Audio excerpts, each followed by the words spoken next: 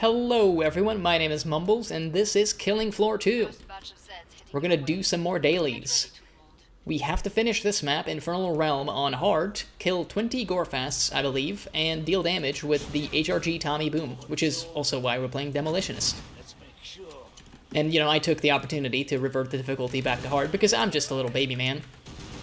And I dread the thought of anything ever being challenging.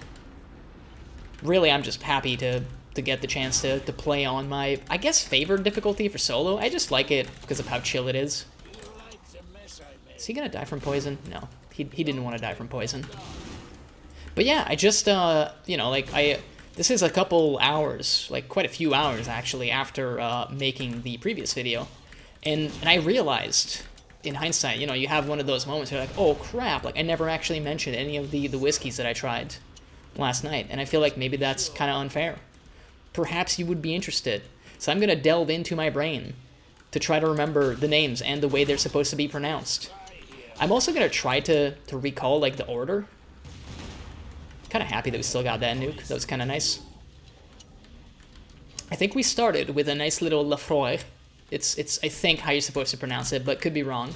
Someone will correct me if I'm wrong, I hope. So that's the one that we started with. We then moved on to a delicious Ochentochen, which apparently is so difficult to pronounce that it needs to be put on the actual box for the drink, even for actual Scottish people to be able to pronounce it. So, I don't know, I feel like vindicated about that because I don't think I could have gotten it right the first time, but apparently that's just normal. Like, if you can't get it right, then you're just a normal human being. Ooh, that's some armor, yoink. And I mean, we can move this along, why don't we? So we had the Ochentochen, or Ochentochen, excuse me, excuse you, already mispronouncing it, but, you know, we established it's a difficult one to say. So that was number 2. I believe the third one was a Glenfarclas. I can't remember, like, the make and the, you know, the age of it at the current moment, which is possibly, like, quite important, but again, there are some pieces of information that I remember and some that I don't. You'll have to excuse me for that one. I will mention that it's the one that I liked out of this selection the most. And, you know, apparently that means Guy Ritchie and myself have something in common, because it's his favorite drink. So, I mean, you know, the man's got taste. I can see why he likes it. Although, as far as I know, like, based on what the guy told us there, the version that Guy Ritchie drinks is probably, like, 10 times more expensive than the ones we got to try. So I'm like, you know, like, I will mention, like, I watched the man's latest movie. I think the last thing he put out was The Gentleman. So, and I mean, I paid for the privilege. So I'm just gonna say, like, technically, I'm paying for his drinks. Like, if you really, you know, break down the steps, then I contributed to his whiskey. And I mean, I contributed to his life, but let's just keep the focus on the whiskey, which is important here. So I'm just saying, like, basically, I kind of bought him, I don't know, 1 centiliter of the last, like, whiskey drink he had. Maybe he could also buy me a drink. It doesn't have to be one of those, like, 62-year-old, you know, whiskeys that he drinks. It can be like a 30-year-old one. It's fine. I'm not, like, unreasonable, clearly. So that was number 3, I believe. I think number 4 was a Glenmorangie. That one I might be mispronouncing, but the problem is I don't remember the correct pronunciation at all. So you'll just have to figure that one out, basically. It was okay. Like, it was quite nice. And the last one was a Lavagulin, which apparently is the most expensive of the bunch. And I mean, it was fine. It was quite delicious, but like I said, I still prefer the Glenfarclas. So that's the whiskey adventure collected into 5 drinks. It was a wonderful time. Again, I feel like I'm just repeating myself like a broken record, but it was really, really pleasant. I mean, the guy that held the, you know, that hosted the event, well, not really hosted the event, I guess, I don't know, dude, like, because it was at, like, a bar that my friends and I go to often. I suppose that was the location, and maybe the guy was actually the host for the event. I don't know. He's like a dude that works there, but he was very knowledgeable about all this stuff. There was some nice music in the background. There were some advertisements for some of these companies. And I mean, they make some pretty funny stuff.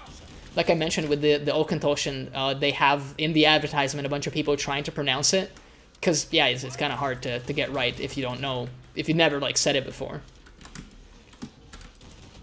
It was a great little evening.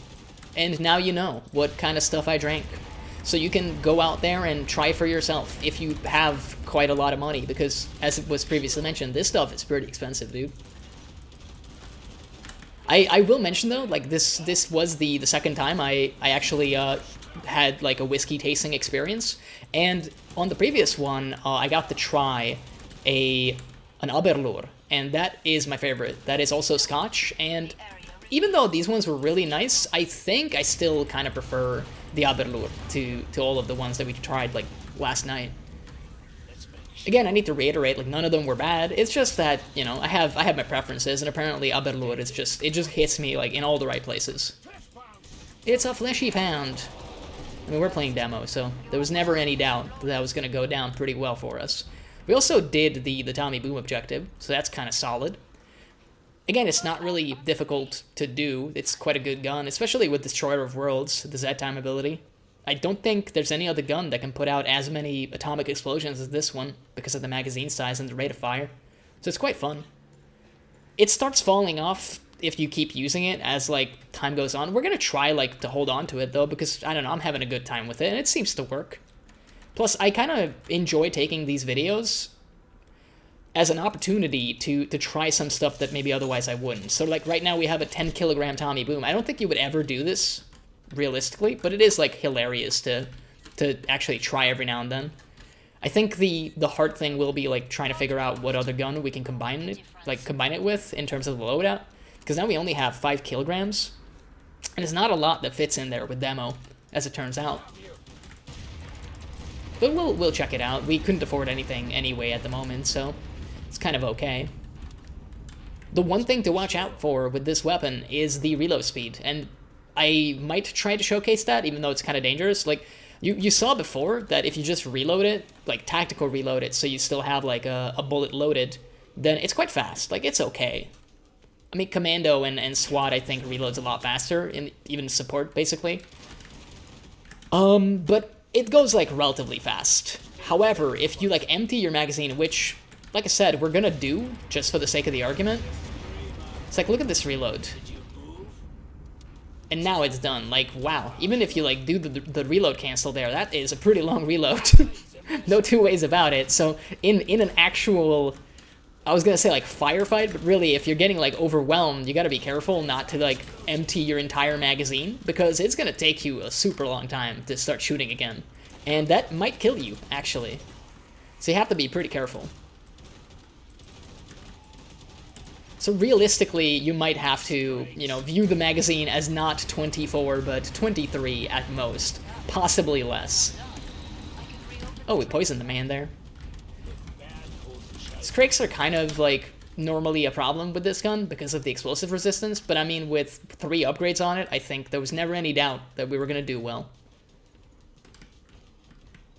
We got some boys coming. I mean, that was wonderful.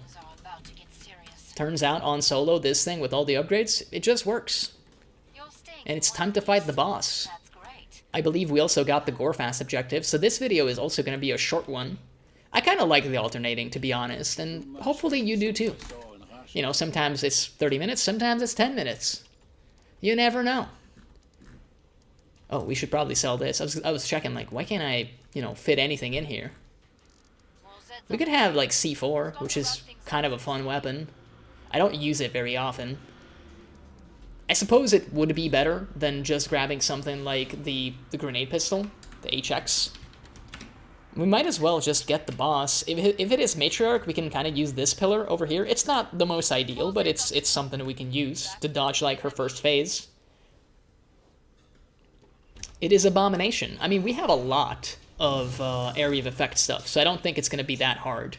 The armor is going to be an issue, because the fact that we'll just be dealing damage to, like, all the armor pieces means that, you know, getting rid of all of his armor is going to take a little while. But we have started. Should have, like, remembered my own advice and actually reloaded earlier there. And, you know, there you go. Character development. I remembered the thing I was talking about 2 minutes ago.